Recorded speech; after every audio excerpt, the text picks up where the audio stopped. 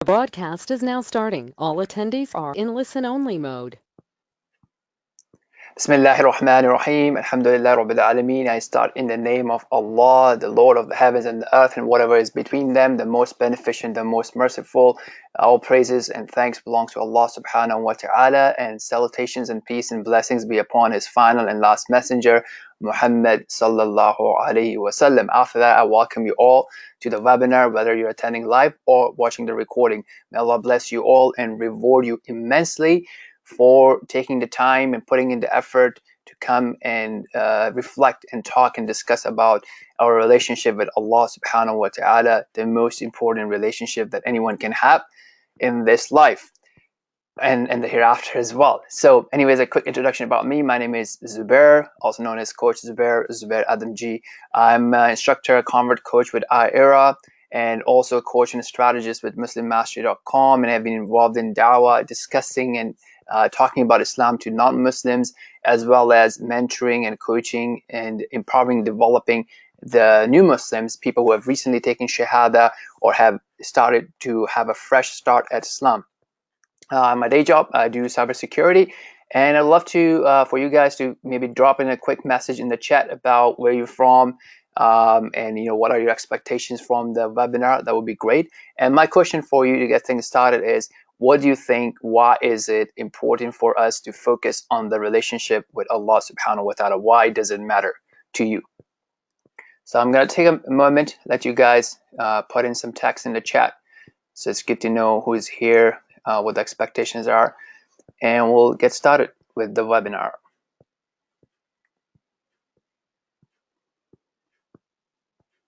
Okay, so for those of you online, it's just like go in the chat drop down box and you can type in there, and it will come to all attendees, all audience, if you choose to. And obviously the webinar is being recorded. We'll do Q&A and discussion via chat box. We can also allow you to speak. If you want to do so, you can raise your hand and we'll facilitate that, inshallah. Right.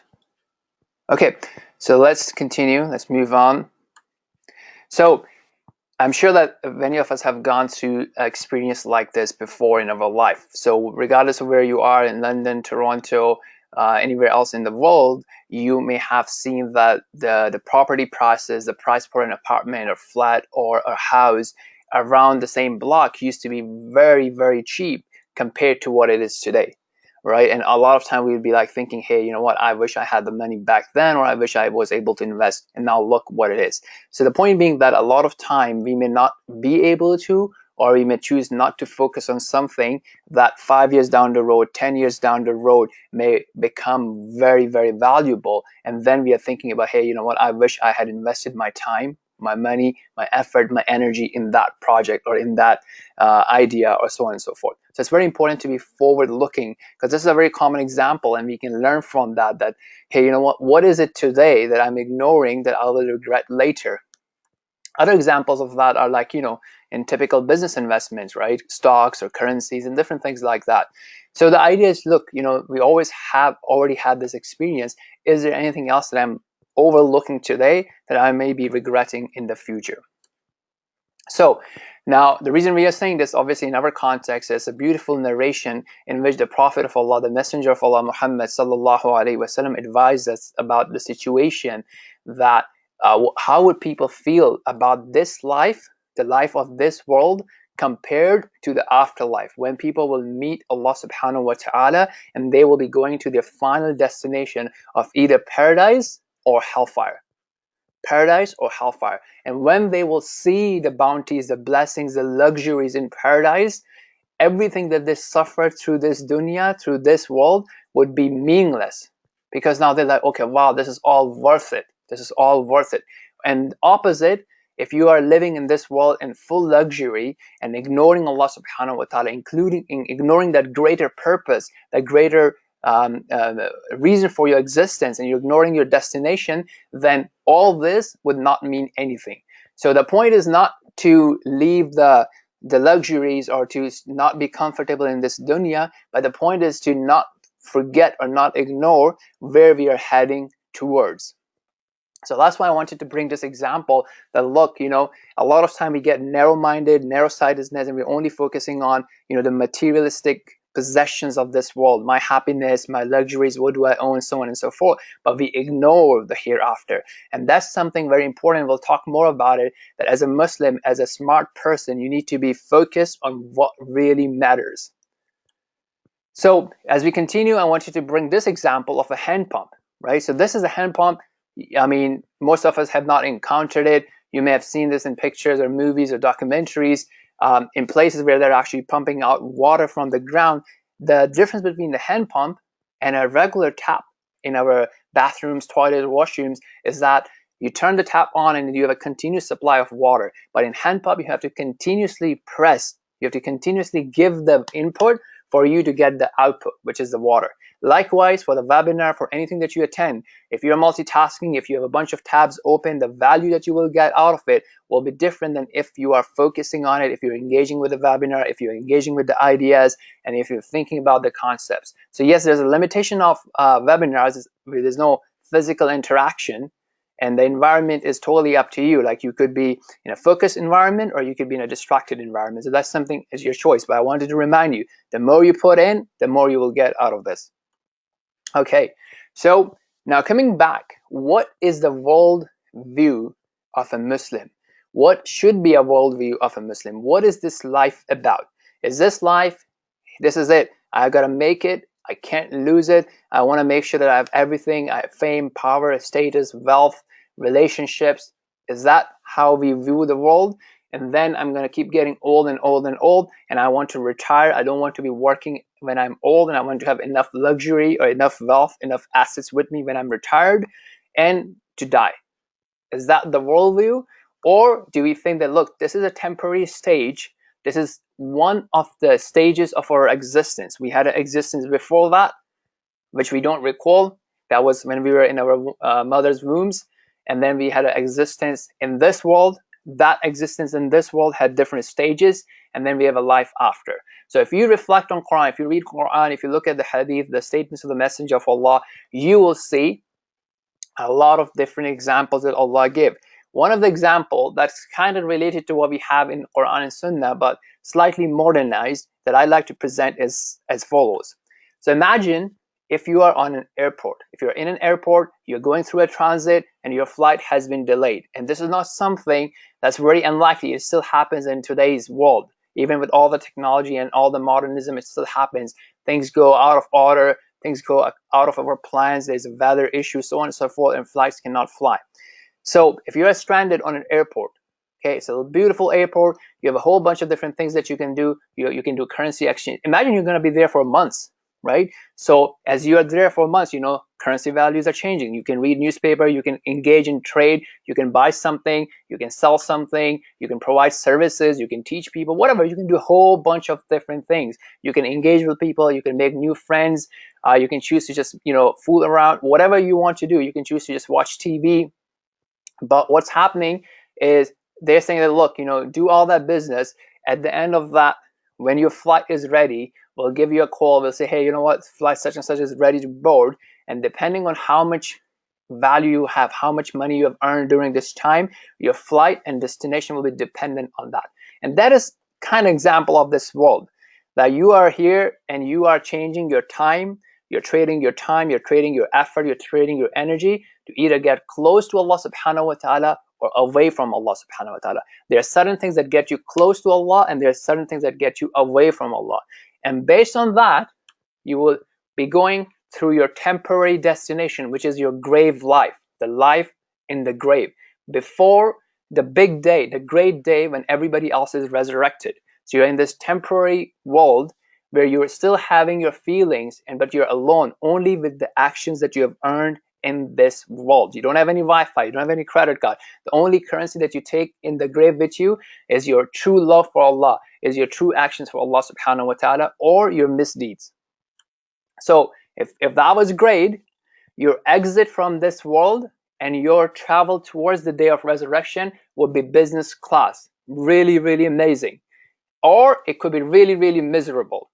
And then your final destination could be paradise, where it's amazing houses, food, luxuries, friendships, comfort, no hatred, no jealousy, no backbiting. Totally amazing place with Allah subhanahu wa ta'ala being fully happy with you, and you having the ability and an opportunity to actually communicate with Allah, and the ability to see Allah subhanahu wa ta'ala, the creator of the heavens and the earth. Or you could be away from there. Now, so you can think of your life as working towards these destinations by improving your relationship with Allah subhanahu wa ta'ala, by contributing to this world, by making this world a better place to live in, and so on and so forth. Or another way of looking at it is the emotion of love. Okay, and most of us and all of us, I believe, know how beautiful love is, how beautiful life is when you are in love.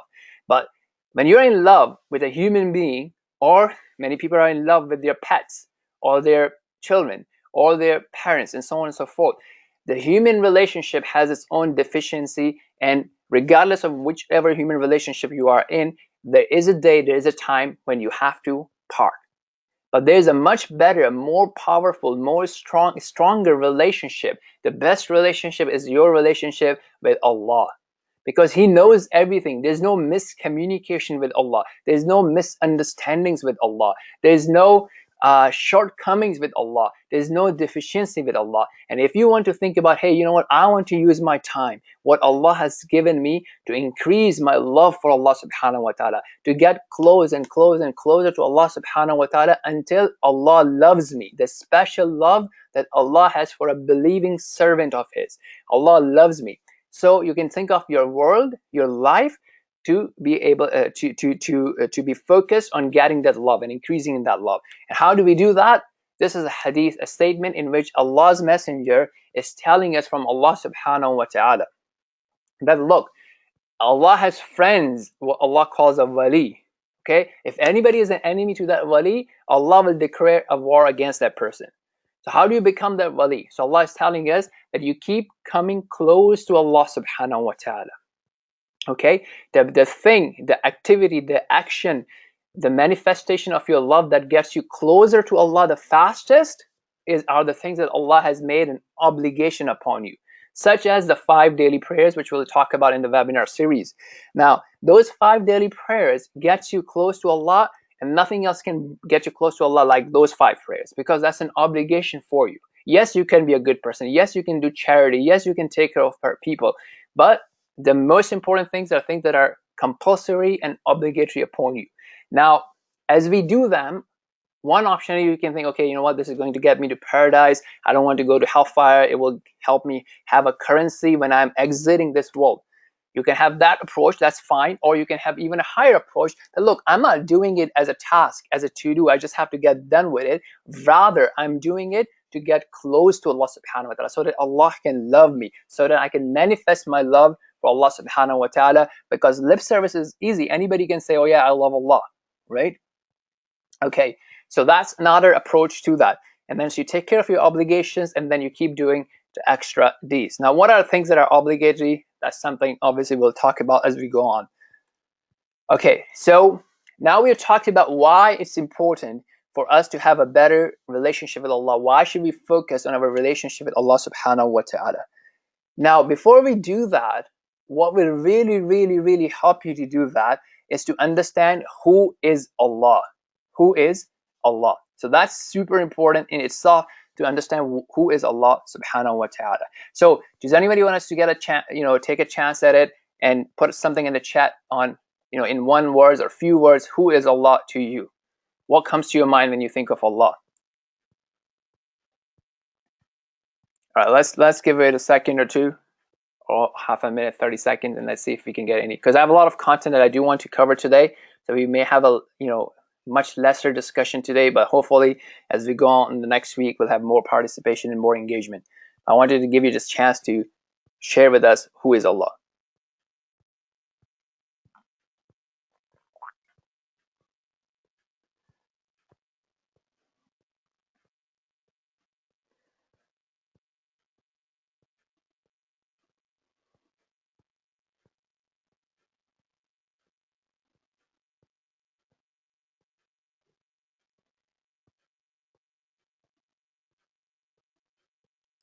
right? You can just go ahead and type that in the chat box there,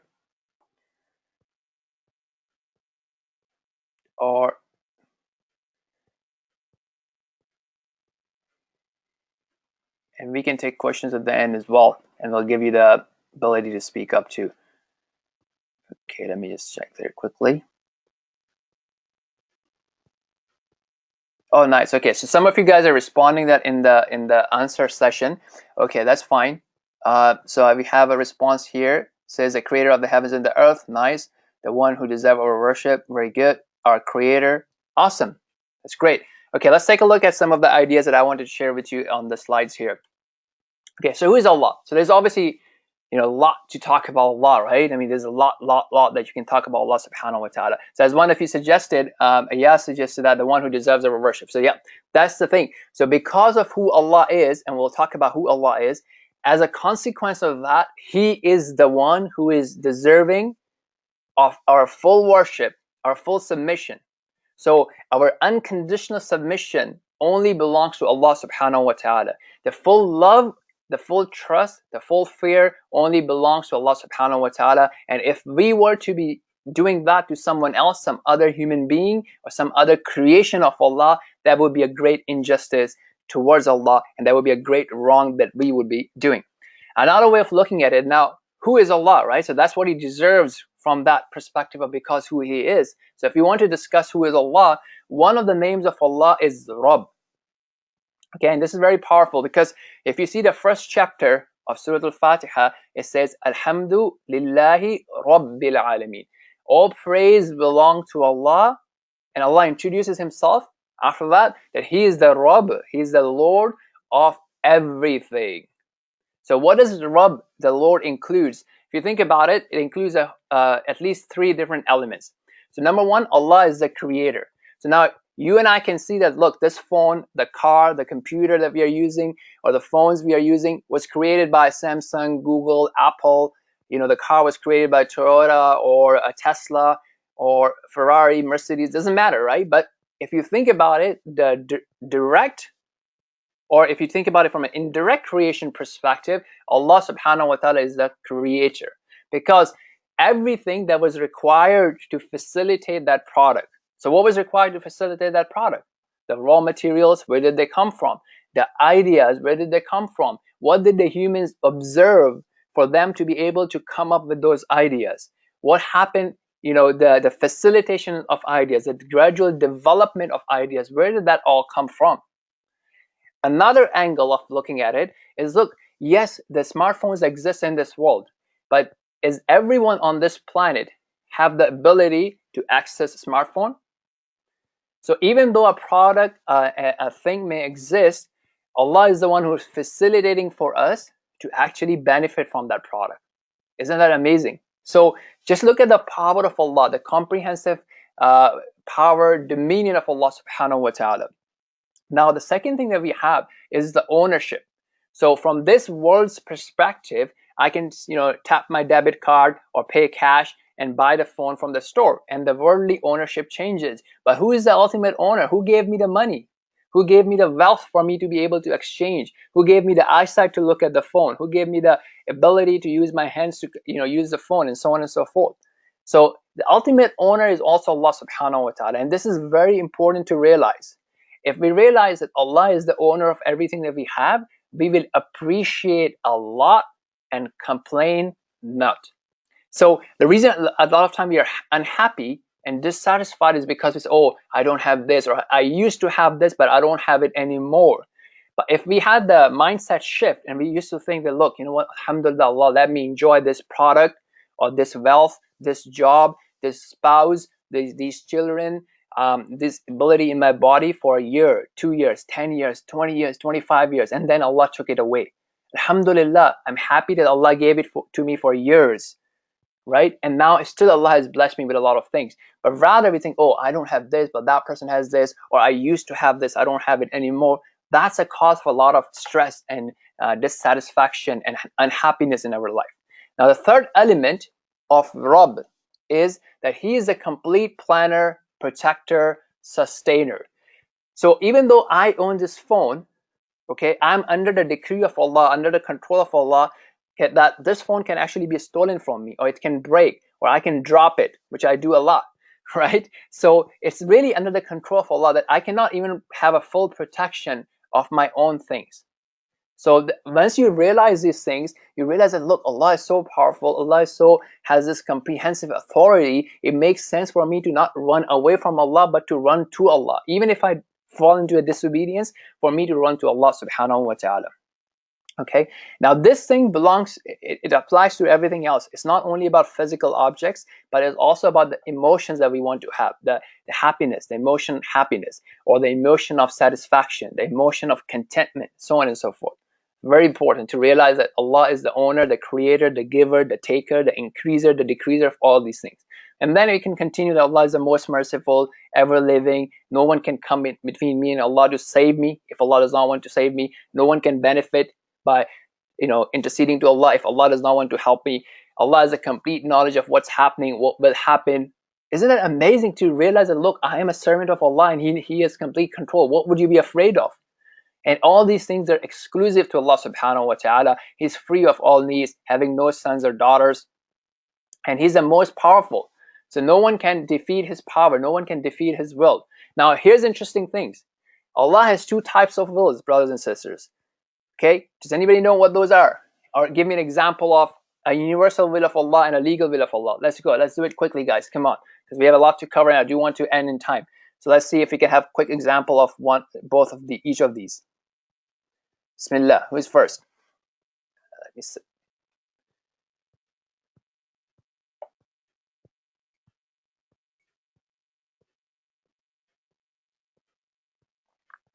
Come on, guys.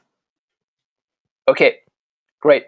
So universal will, Allah chose somebody to be born in certain country, certain time, certain day, certain age. Allah wants somebody to get sick. Allah wants somebody to die. Okay, all these things are universal will. Everyone in this world, regardless of how powerful and how weak they are, or how rich or how poor they are, or how strong or how weak they are, regardless of if they are Muslims or not, they're all under the universal will of Allah. They cannot escape. If Allah wants them to be sick, they will be sick. If Allah wants them to be, let's say your time's up, time for you to leave this world, they will leave this world, even if they have access to best doctors. Now the legal will of Allah, which is also known as Sharia of Allah, or the Islam of Allah, or the religion that Allah has chosen, is something that Allah does not impose on us. Allah does not impose on us, and that's what basically causes us for us to be praised or for us to be blameworthy. So Allah has given us the knowledge that look, I would like you guys to wake up before sunrise and pray your Fajr, pray your first prayer to me before sunrise. I would like you to not cheat each other. I would like you not to steal from each other. I would not like you to be peaceful, to take care of your neighbors and your parents and your siblings, and not to harm each other. But Allah does not enforce that. You have a choice. So when you have a choice, and if you have the ability and you have a choice and you do that, so you have a choice that, okay, when should I wake up? And I have the ability to wake up and to pray, and I have the ability to take care of people, and so on and so forth. So when you choose to do the thing that Allah is happy with, that's when you get rewarded. Okay, and Allah does not do any injustice. So whatever you do, you will find it with Allah subhanahu wa ta'ala, even if the people do not appreciate that. And He is all wise. So everything that He orders or everything that He does has a wisdom behind it. It's not a random decision. Great. All right. So that's one of the key things. For you to be able to have a better and better relationship with Allah, it's very important for you to invest time in learning who is Allah. So as a resource for that, here's a playlist that is talking about the names and attributes of Allah subhanahu wa ta'ala. And guess what? This is done by a convert himself. So this brother, Dr. Tahir Wayat, Sheikh Tahir, he was born as he grew up as a non-Muslim. And then he accepted Islam. He learned the language of Quran. He learned the Arabic language. He got a PhD in Islamic studies. And is the one to be honored for the first time to be able to teach in English in the masjid, in the mosque of the Prophet in Medina. Now he's based in the US. This is an amazing series. I would highly recommend you to invest time in it daily. Few minutes, 10 minutes, 20 minutes, and learn about who Allah is. So you have access to these slides, so you can click on that YouTube playlist or the PDF. Another way of knowing who Allah is to read the Kitab of Allah, the Book of Allah, the speech of Allah. So if you go on this website and you search your Lord, look, Allah will tell you about Himself. Allah will tell you about Himself. So pay attention to when Allah tells you about Himself in Quran. So right now we're talking about the why aspects of things. So just like your body is dependent on good nourishment. If you do not feed your body well, it will have consequences. Likewise, if you do not feed your soul well, you will have the consequences of being unhappy, being hopeless, not having hope, not having the hope for a better future, not having hope for the greater purpose, and so on and so forth. So there's tremendous amount of benefits of submitting to Allah subhanahu wa ta'ala in the afterlife, as well as your quality of life in this world. So I'll let you glance through it. I'll move on to the next point. So now we will be talking about the how. Let me just see. I think there's a question here. What if you...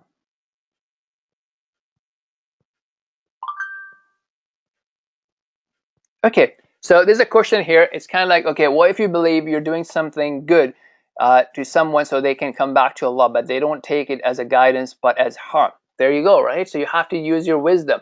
If you do something and it's not working in that context, if that person does not appreciate it, and that doing that is actually harming you more, is beyond your capacity, or is harming the person more, is taking the person away and further away from Allah subhanahu wa ta'ala, then you need to stop doing that, right? You need to then think about something else, another way of doing something. And obviously there are details to it now. This is a generic question without enough details, so here's a general answer for that. But let's move on to the how part of it. So what can you do now to have some simple steps to consistently increase your relationship with Allah, to make it easy for you to have a better relationship with Allah? The first and the most important thing is the speech of Allah. There's nothing like it. That's your superpower. Look, that's the key difference that you have. The disbelievers don't have access to it. They don't believe in it. The believers believe in it as a speech of Allah. Now, that's the closest thing that we have to Allah subhanahu wa ta'ala. It's what Allah actually spoke.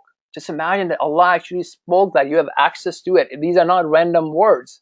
Yes, we can translate and all, but the actual Arabic is not random. It's what Allah chose and He spoke. And Allah has promised that it has cure. So, for example, we would advocate that if you are suffering from any sickness, or a family member is suffering from any sickness, whether physical or the sickness of heart, bad thoughts in heart, or the doubts in heart, or or evil desires in heart, Quran, the speech of Allah, is the cure. So listen to it or read it.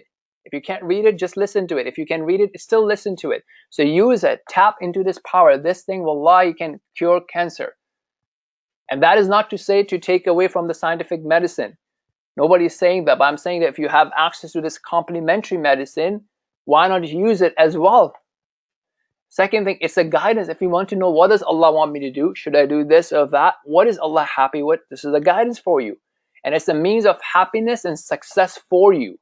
It itself is a means of happiness and success for you. The more you connect, the more you read, the more you reflect, the more you love Quran, the happier you will be, the successful you will be, and the better life you will be in while you're transiting from this world to the next world. In your grave, your connection with Quran will serve as a means of comfort for you.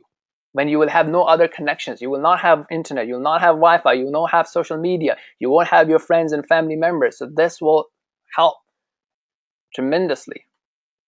So how do you access Quran? How do you access Quran? So here are some of the criteria that we can use and we will use. So basically, going forward, as we go into week 2 and so on and so forth, we'll have some technical understanding, we'll have some spiritual component, and we'll have a section in which we will study Quran together. So we'll go through some verses and we'll think about it from these angles. We'll ask these questions and we'll discuss that. So we're not going into an academic study, but we are saying that, hey, look, what does this verse tells me about Allah, about my Lord? What is it? Which kind of people is it talking about? Which qualities is it talking about? How do I do in terms of those qualities? So if it's talking about certain qualities that Allah like, how am I doing in terms of those qualities? If it's talking about people that Allah love, am I the ones that Allah love or not? What is it reminding me to focus on? So I may be worried about something else today, but maybe Quran is shifting my focus to focus on something else. Is there a promise in this verse from Allah? So if I do this, Allah will give me this. Is this verse helping me change my mindset for a better? So if you keep that and you approach verses with that, you will have tremendous insight. And we'll do examples of that. And another angle to that. So remember what we said: cure, guidance, and happiness. So let's talk about happiness. So I'm sure a lot of you, if you are given these cars, will be happy today. Okay, you might be driving it, or you might sell it, and then you might get the cash or whatever, right? But has this been the case forever? Are there people in this world who can be made much happier, more than you? So if I were to give you the car, the amount of happiness that you will get, there are people who will be much more happy if I were to give them balloons. Are there? What do you think? So if you take a bunch of balloons to a child and you give them some, funky looking keys, what would the child pick? So the point is that happiness, when it's connected with objects, it's a state of heart. So Allah can change that, and you can put an effort to change that. So here's a beautiful thing. Allah's Messenger sallallahu alaihi wasallam has taught us that, look, if a person is distressed, unhappy, anxious, and so on and so forth, if he were to say this dua, if he were to really say this dua and give the haqq of it, what would happen is that person will get the happiness. Allah will replace the worries with the happiness. So let's take a look at what this dua is.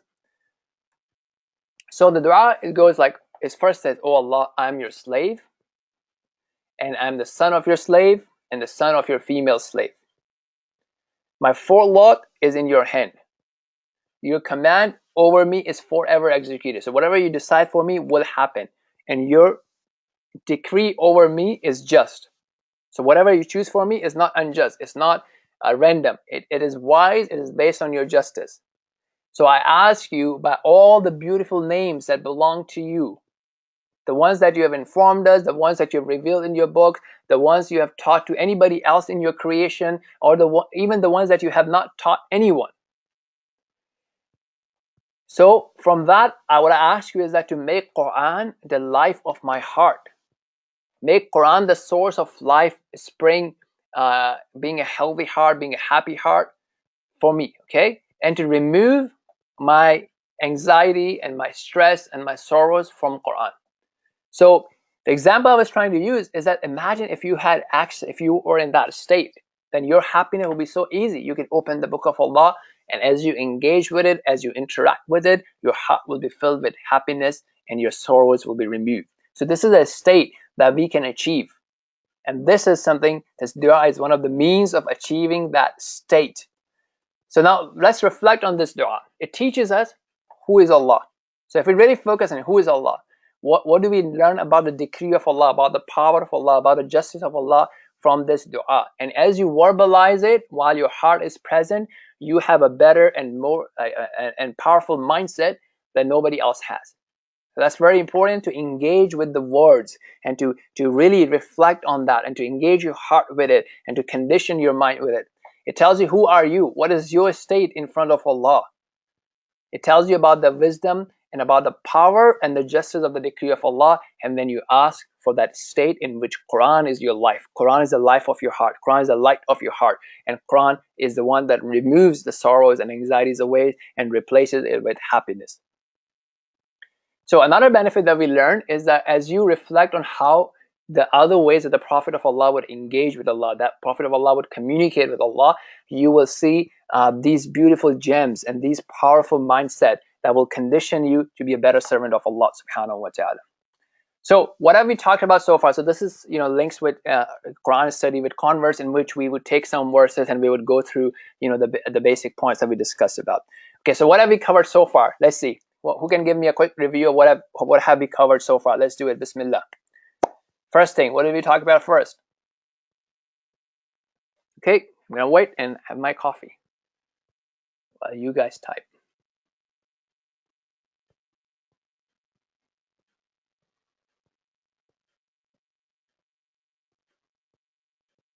So you can type in the chat box. So look at the chat box. If you click on that toggle button, it will drop down and you'll have space to type.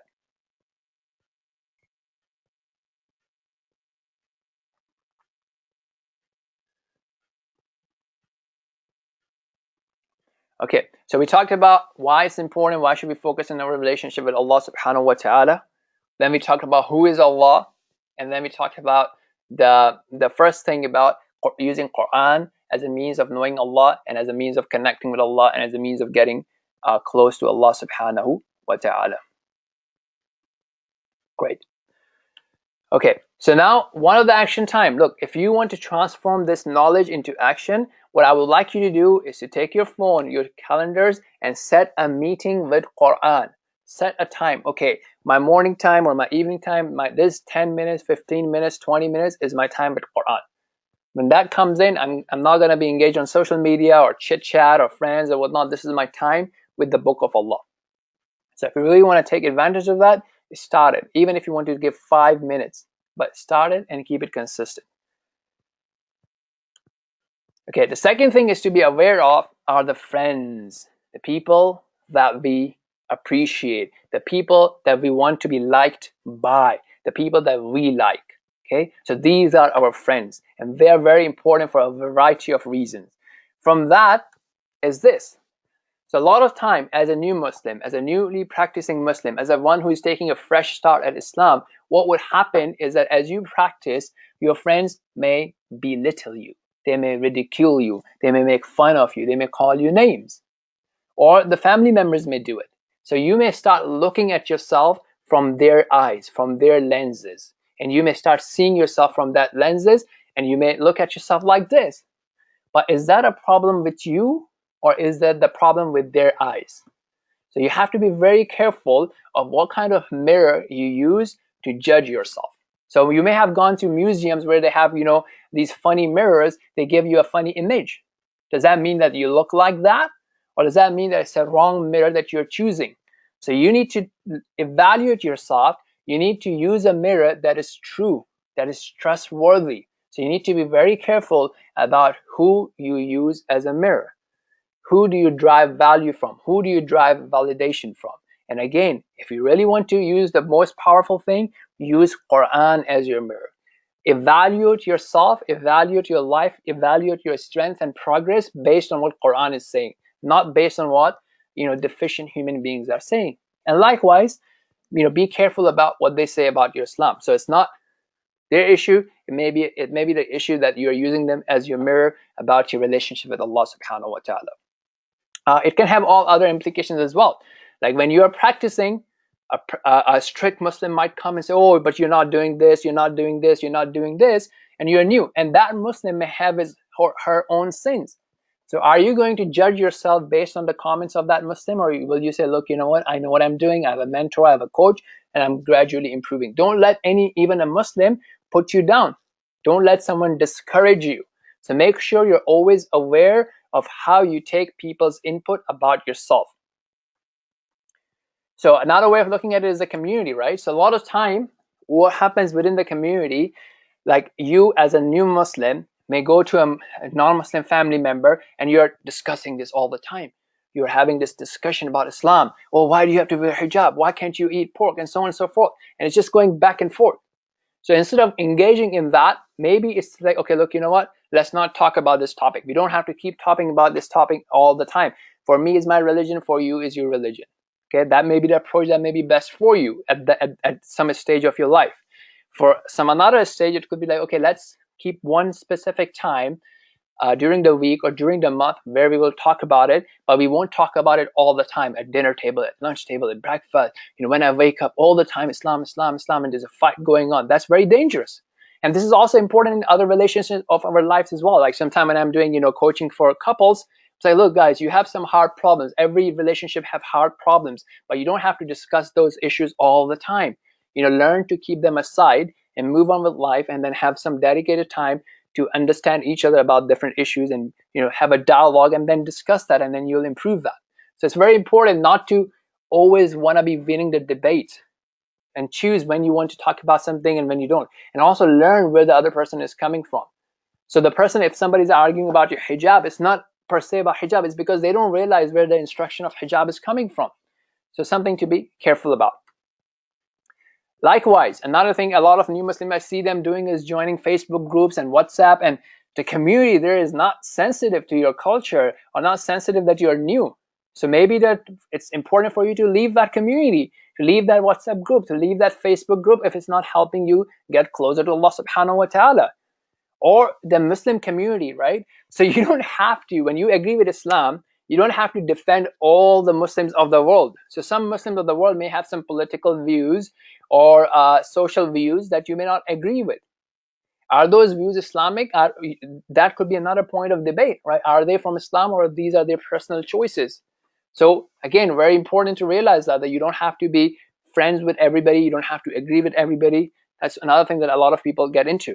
Using Google as your university. Searching for things on Google and then getting confused and not having one teacher as a go-to mentor. So it's very important to be aware of these things that are a big distractions for new Muslims or freshly practicing Muslims. Another very big deal is the notion of, okay, look, I want to be perfect. So I'm going to leave all the sins, I'm going to do everything properly, or I'm going to do nothing. Okay, that's a false assumption. We should not be going after that. That causes a lot of shortcomings, that causes a lot of resistance from new Muslims. Yes, we will all make mistakes. So the idea is to keep asking for Allah's forgiveness, taking care of the majority of the things, prioritizing our things and moving forward. Likewise, being assertive about things. So if somebody is bugging you about something, you may have, let's say you're not wearing hijab and somebody's really bugging and not treating you well. Don't let them. When you go to a masjid or a community, you have full access to that place. So if there's one sister or one brother and they have been coming to that masjid for 10 years and they don't like the way you dress, or they don't like the way you don't wear hijab or whatever, or they don't like that you don't come to certain classes, well, so be it, right? You have access to that masjid. Don't let them own that masjid. Go and remember Allah in that masjid and benefit and contribute. Even if some people are not happy, you have as much access to the masjid, to the community, to the books as they. And they may have their own hidden sins as well. So again, be assertive, but be polite and be comfortable. Don't don't let anybody drive you away. Now, this is another very important thing, right? So, if your computer is not behaving properly, it's running very slow, what's the first thing that we do? What's the first thing that you need to do when you call tech support or you do a chat message with the tech support? Hey, this is not working. What's the first thing you guys do? Can anybody tell me, please, quickly?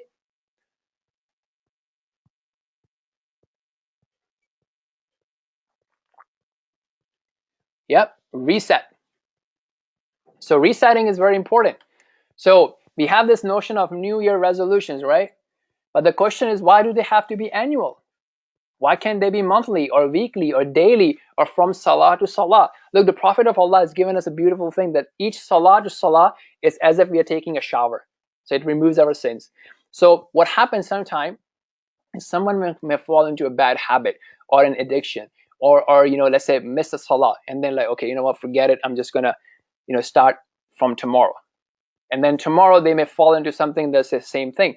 So instead of postponing your resetting to tomorrow or to the next year, why don't you do a reset between salah to salah? Okay, what, I missed that. Let me take care of my next salah and be really productive, really good from next salah to the next salah. Or you can do it hourly, or you can do it daily, you can do it weekly. The point is, don't keep waiting, keep getting better. Now, having a rebound ritual is very important, right? So if you're a boxer, or you're into some sort of athletics, or you're playing tennis or squash, you see that, look, every move that your opponent throws at you in the sport, you can have a rebound ritual to that, right? So if he throws a jab or a cross or some sort of punch or a particular kick or a certain type of serve in tennis, you can return that back, right? So likewise, if you know that there are certain things that you fall into, like a bad habit or the issue with missing salah or getting angry, right? So realize that yes, you have this problem, and whenever you will get into it, you will rebound. So some people, for example, if they get angry and they say something bad to their spouse or to their parents, and then they realize that, oh, I crossed my border. I crossed what I did not want to cross. And because of that thinking, they will get angrier. Or some people will be like, oh man, so upset that I made this stupid decision in my life. I'm so upset I married such and such person. I'm so upset that I wasted my life.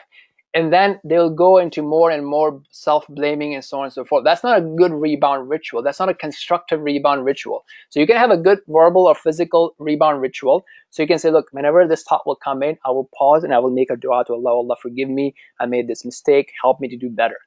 Okay, or I'll do some reading of Quran, or I will do a voluntary prayer, or I'll go out and help someone. Another physical rebound rituals can be, you go and you do a 10 minutes, jog, or a 10 minutes sprint run, or take a cold shower or hot shower, or go in a walk in the nature, and then, come back and execute the rest of the day with the plans that you had. Okay, another very important thing is the notion of, measuring efforts versus results. So a lot of this is about the journey.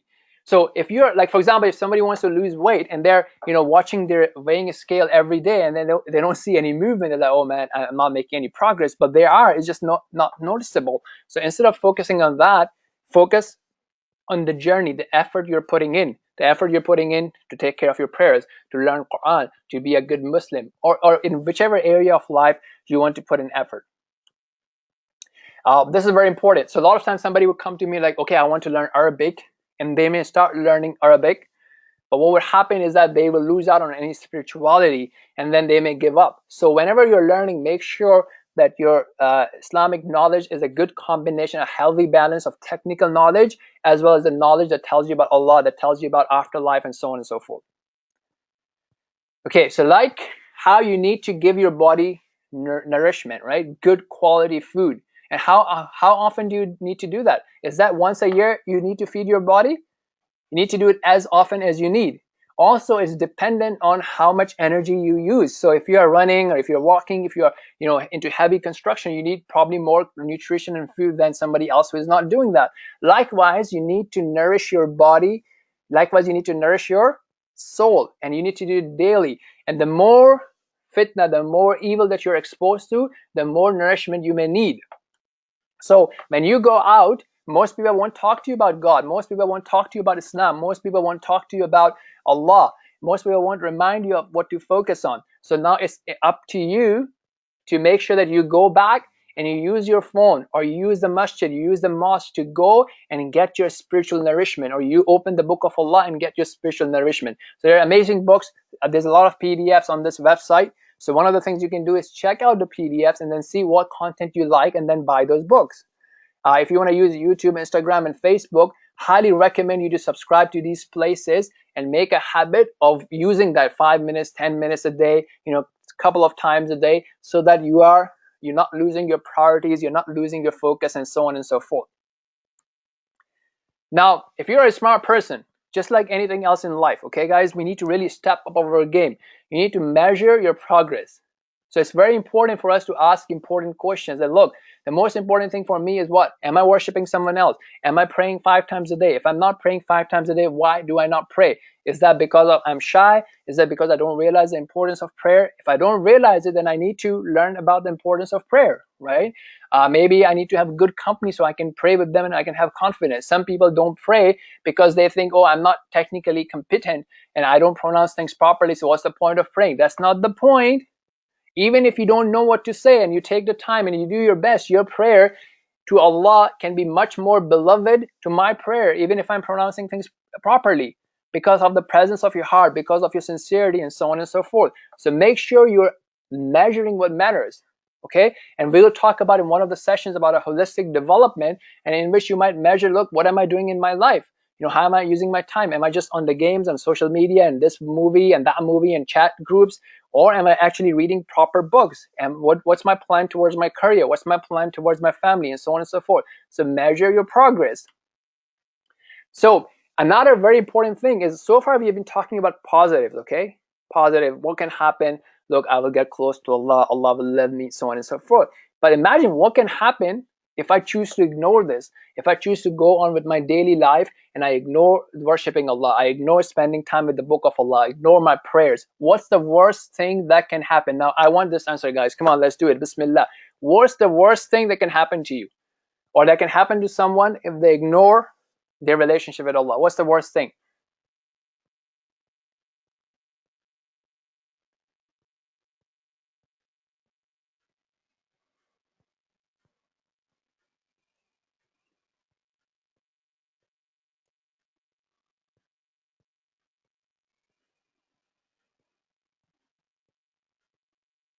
What's the worst thing that can happen?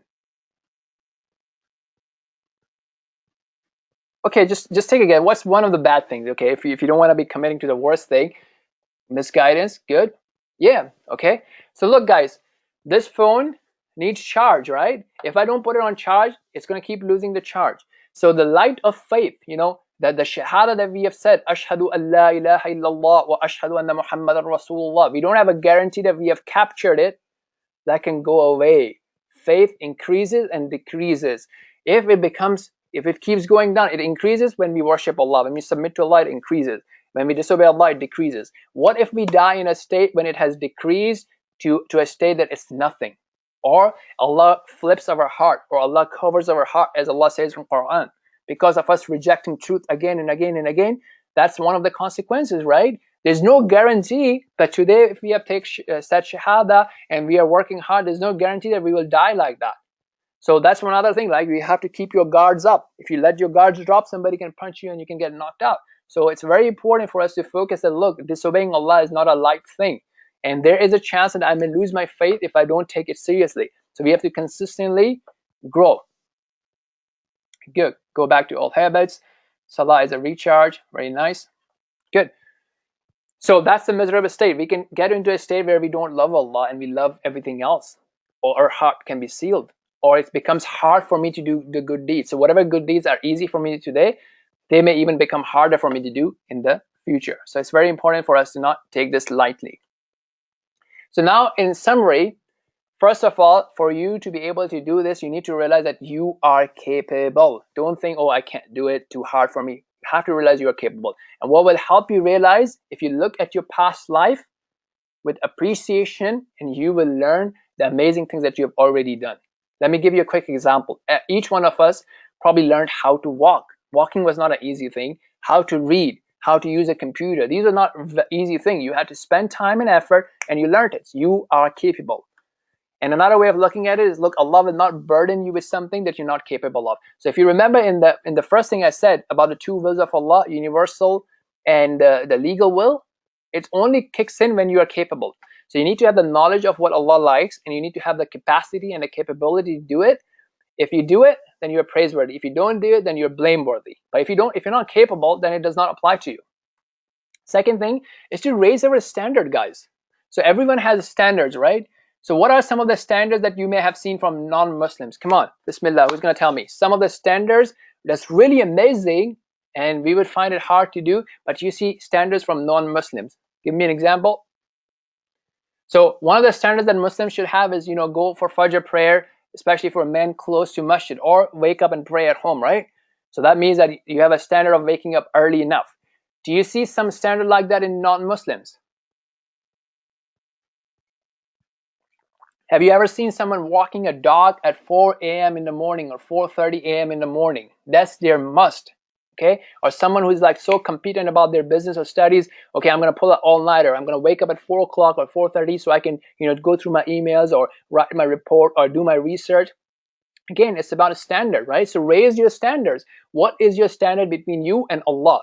What is your standard between you and Quran? What is your standard between you and your wife or your spouse? What is your standard between you and your children? What is your standard between you and the community, your family, so on and so forth? What is your standard between you and your mind? Are you reading? Are you growing? So on and so forth. So raise your standards. Good. So some of the standards that people mention are being just, being disciplined. Very nice. Okay, now here's some beautiful quotes from Ibn Qayyim rahimahullah. So it's really encouraging us. Look, guys, you have to take charge. You have to take charge of your own situation. Don't wait for the masjid to do it for you. Don't wait the community to do it for you. You have to do it, and it will happen for you by the permission of Allah subhanahu wa ta'ala. So I would like you guys to read that, inshallah, when you are reviewing the slides, inshallah. Okay, so once that's done, what's next? So as we said about measurements, you need to audit yourself. Okay, so if you think about any big businessman or smart individual, they always audit. Look, how much book I have read, how much money did I make, how many sales did we do. So audit yourself. Look, what was my plan? What did I achieve with my time and effort today? What went wrong? What do I need to learn from this? Why did I not achieve my goal? Is it because of my laziness, my self-doubts, or people around me, the wrong mirror I use? What is it? So as you evaluate, you keep getting better and better. So some of the questions you can use for, okay, what are my habits, goals? What is my success? Why did I miss?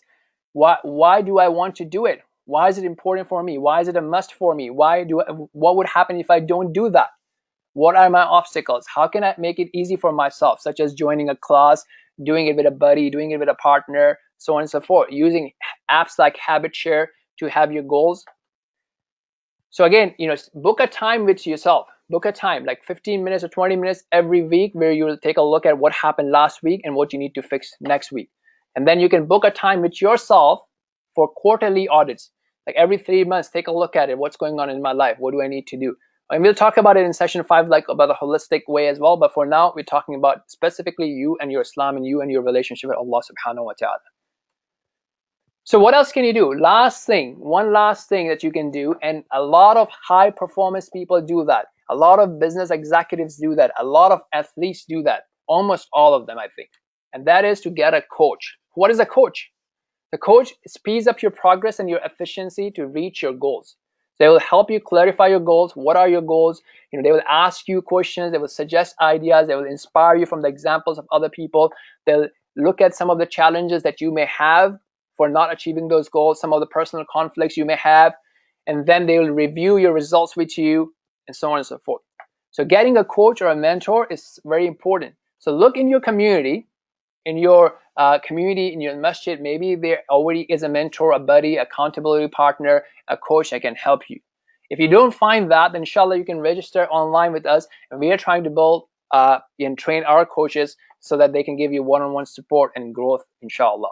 So if you want to be a coach or a mentor and you are relatively well-grounded in Islam, please do fill up this form. Or if you want to be provided a coach and assistant as a new Muslim, you can fill up this form, inshallah. So these again are links in your slide that I've shared here, and you'll have access to it. So you can click and inshallah do that if you're interested. So these slides that we are talking about today, they are available under this bit.ly link, Unlock Paradise on Earth. And the reason I have it like this is, from time to time I keep updating the slides, so you always have access to the recent version of it as you keep going, inshallah. So I want to know now, basically, what's your one key takeaway from today? And then we'll take some questions, and then we'll go from there, inshallah. So what I will do now is I will try to see if I can stop the recording. And this way I'll also give you guys the mic and stuff, so that way inshallah you can talk. Let me see, where is stopping the recording option, if there is. Sharing dashboard attendees. Okay, I don't see option to stop recording. Really? Okay, I guess this session is being recorded. Okay, guys, so if you want to ask a question, either you can type it in the box or raise your hand, and I will give you the mic, and you can share your thoughts and your key takeaway from today and any questions that you may have. And then continuing forward, we'll continue at the same time. So for those in Canada or US, you may have a different time for first 2 or 3 weeks, and then UK also switches their time zone, to the daylight saving time. Then you will have a different time, so please be aware of that. Okay.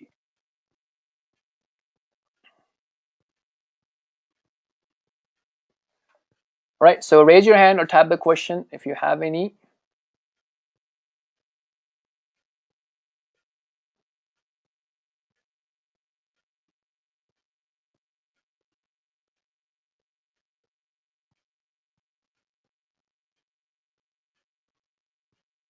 And I would like to know your key takeaway from today, inshallah.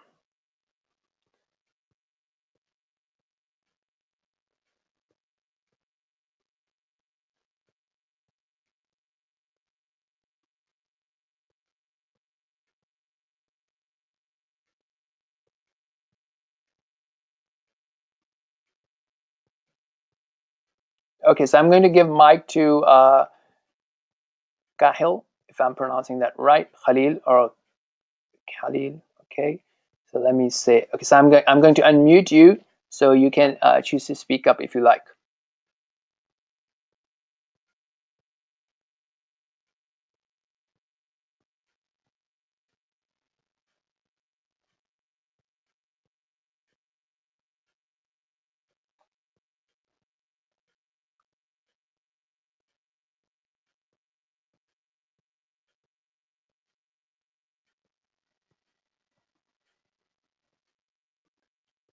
I think you should be able to speak up. Like if you hear, you may have to unmute yourself. But it should allow you to unmute yourself now. Like from my side, I've unmuted you, so you can speak up. Okay. My takeaway from this webinar so far is a refresher to who Allah Subhanahu wa Taala is to me, and our relationship with Him. That's my takeaway from today's discussion. Fantastic. Jazakallah khair. So I hope everybody was able to hear that. If somebody can confirm that they were also able to hear it, that would be great. Okay.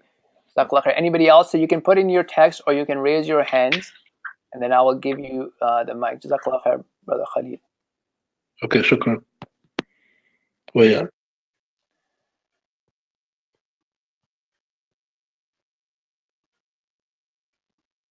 Great. Okay, so anybody else wants to share their key takeaway or a question, they can type in the box or they can raise their hand. And okay, I see they can raise their hand, and I will pass the mic to you. So it's important, guys, as we continue to figure out how do you raise your hand in there and where do you type and so on and so forth, inshallah.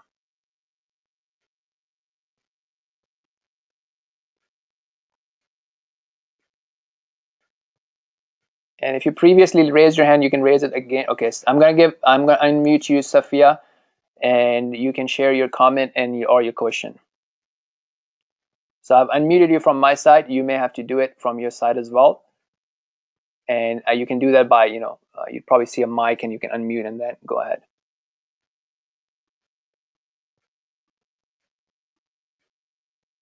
So go ahead, you can speak now, I think.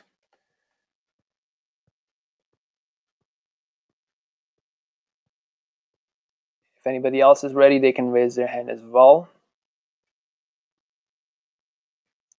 And we have Sajja saying that my takeaway from this webinar was why we should always go back to Allah in times of need. Jazakallah khair. That was beautiful. Okay, so I have unmuted Safia, but I think we can't hear you. I see a hand raised from Carlos. I'm going to unmute you. So you're next.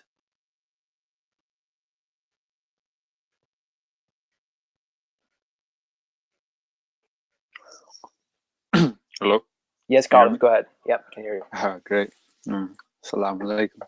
Salam. So my key takeaway was, I like when you mentioned and you used the boxing analogy. I've always like combat, and that makes a lot of sense to me. Always keeping your guard up and being aware that like any little slip up can knock you down. And that's what I get out of it. Yeah. Fantastic. Jazakallah khair. Where are you from, Carlos? Where are you joining us from? Originally, I'm from Houston, Texas, but now I stay in the DMV. I stay in Maryland. Nice. Good to have you here. Welcome. Thank you very much. Jazakallah khair. Okay, who's next? So let me see. Okay, guys, let's see. Does anybody else wants to go? Raise your hand, please.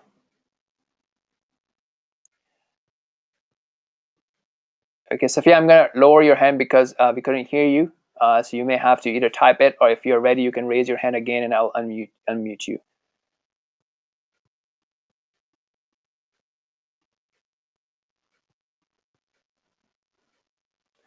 All right, guys. If nothing else, then we'll wrap up here, and I'll see you next week. Let me see if there's any question.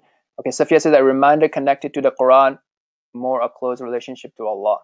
Yeah, actually, you know what? Now that we have time, I think what we can do is what I want to do every week is to have some Quran study. So let me see how I'm going to share Quran on the screen, and then we will actually study together, and hopefully we will use that chart that we had and see if how you guys can. Okay, so you know what? I'm going to do something random today. So if somebody can pick up a random chapter number and a random verse, we'll use that. You know, don't think about it, just a random number, random chapter number and a random verse, and put it in the chat box, and we'll use that inshallah.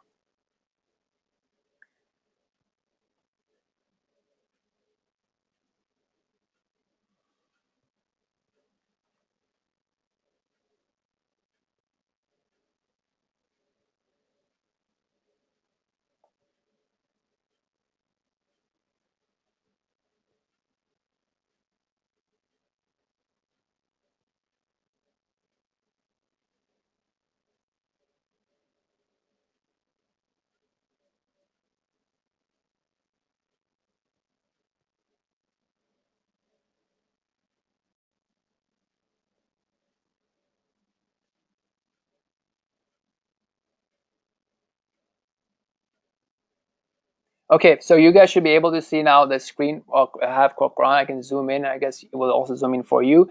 Let me see what chapter number you guys used, and then we will use that. Okay.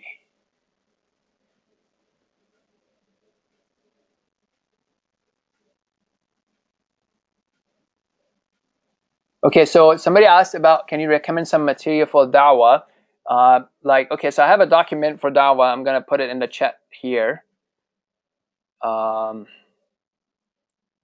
1 second. And then we'll study some Quran today. I'm gonna use the Hud 71 as somebody suggested. Okay, so that's the link I had for dawah. I'm gonna put it in the chat for our brother Yusuf. And I'm gonna put it here, so I hope you got that. If not, you can also email me. Okay. All right. So we're gonna use what was that? Hud 71. Okay. So guys, see, I can go to Quran.com, Hud, and then you can put in /71 to let's say 75. Okay. And here, what I'm going to do actually is if you look at the top here, you will see in the settings, so you can select your translations. So I would recommend using Mustafa Khatab or Clear Quran, and along with that you can use Mohsin Khan. So I think a combination of those two will give you a good coverage, and then as you get familiar with one type of translation, you can use that. Okay, so now that's what we have here, as you guys can see on your screen. Okay, so let's take a look at this verse, right? I'm going to read it in Arabic first. أعوذ بالله من الشيطان الرجيم وامرأته قائمة فضحكت فبشرناها بإسحاق ومن وراء إسحاق يعقوب. Okay, so I would like somebody to take a look at this translation and see, does it tell me about Allah? Does it tell me something about Allah? Okay, or is there a promise from Allah here, or is Allah praising someone? Okay, now this obviously has a context that this is the news for for the child to be born to Ibrahim alayhi salam and his wife while they had already reached old age, as they say in the next words, right? So the wife of Ibrahim alayhi salam, she then said that, look, you know, قالت يا ويلتى أألد وأنا عجوز وهذا بعلي شيخا إن هذا لشيء عجيب. So she said in astonishment, right? Woe unto me, shall I bear a child while I am an old woman, and here is my husband, an old man? Verily, this is a strange thing. And then look what they said. The angel said, أتعجبين من أمر الله رحمة الله وبركاته عليكم أهل البيت إنه حميد مجيد. Okay, so now I want you guys to put your things in the chat box, or maybe raise your hands, and we'll see what action points you guys can derive from this, inshallah.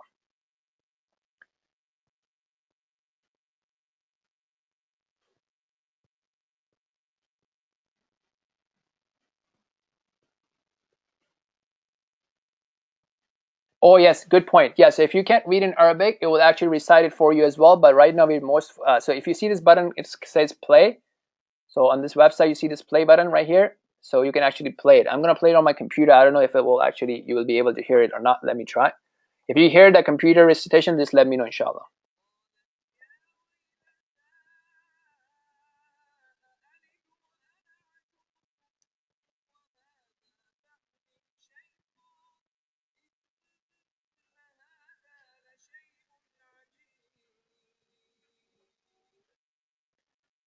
Great. Okay, so I'm already seeing some benefits. One from Carlos. I'm going to talk about that. That's amazing. Do you guys were you guys able to listen to it when I was playing it from my computer? Just let me know, inshallah, just for future. Okay, so I'm still waiting for that answer. Were you guys able to listen to it? Okay, so the Carlos suggests that, look, anything is possible for Allah, and that's very beautiful, right? So you open it, and then you realize this, wow, and like, yeah, look at my situation, whatever you are facing, right? Maybe people are saying, oh, you know what, forget it, that's not possible. Maybe the doctors are saying, hey, this is not possible, this can't happen, or that can't happen. Look, anything is possible for Allah, and that's one of the things that we discussed earlier about the fruits of worship. That somebody who is really worshiping Allah and knows who Allah is will never be hopeless, because they would always know that Allah is able to do everything. So that's very important. Okay, so you cannot hear when I played from my computer. Okay, no problem. Slightly. Okay, so Carlos was able to hear slightly. Okay, but I mean, when I was reciting it, you guys heard that, right? So if you go on your computer on Quran.com, you'll be able to hear it. One of the apps I always get my new Muslims to use is called Muslim Pro, and it has, Quran, it has translation, it has prayer times, and you can also listen to it and all that. So something for you to consider getting as well. Okay, anybody else? What else can we see from this verse?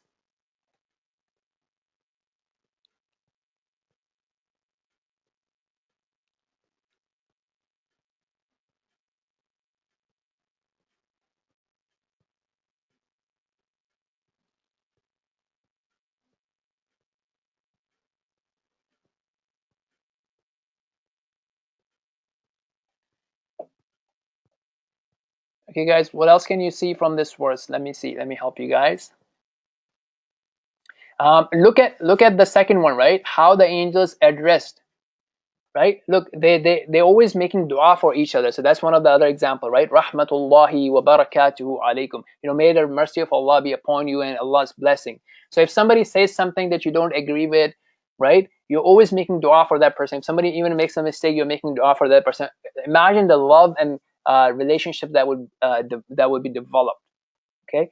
Now another thing from verse number 73 at the end, and usually at the end of many verses, you will see something about Allah. So what are two of the qualities that are mentioned at the end of verse number 73, guys?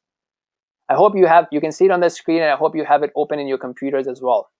So two qualities that are mentioned are what?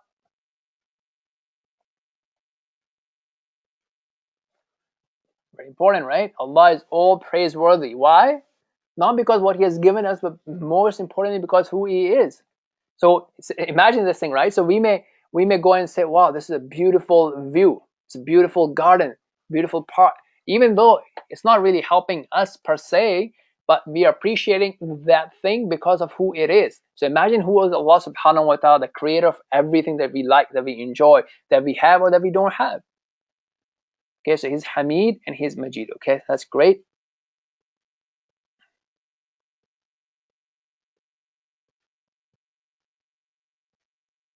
Okay, another thing is the importance of patience, right? So patience and hope, and Allah will make things happen for us. All right, guys, if anybody wants to share anything, that's great. If not, then we have reached the time that we committed, so we do want to end it at that. Okay, Jazakumullah khair for joining. I hope I'll see you guys next week. Let other people know in your community, in your area, on the social media, and so on and so forth, so more people can come and engage and benefit. So until next time, Subhanaka Allahumma wa bihamdika ashhadu an la ilaha illa anta astaghfiruka wa atubu ilaik. I say that glory be to Allah, who is free from any deficiencies or any imperfection, and all praises belong to Him. And I testify there is no one worthy of my full worship, submission, devotion, love, fear, except Allah subhanahu wa ta'ala. And I seek Allah's forgiveness for my shortcomings, for anything that I've said wrong, and I return and repent to Allah subhanahu wa ta'ala. I'll see you guys next week, inshallah. Assalamu alaikum wa rahmatullahi wa barakatuh. You're very welcome, Carlos. See you guys next week, inshallah. Assalamu alaikum.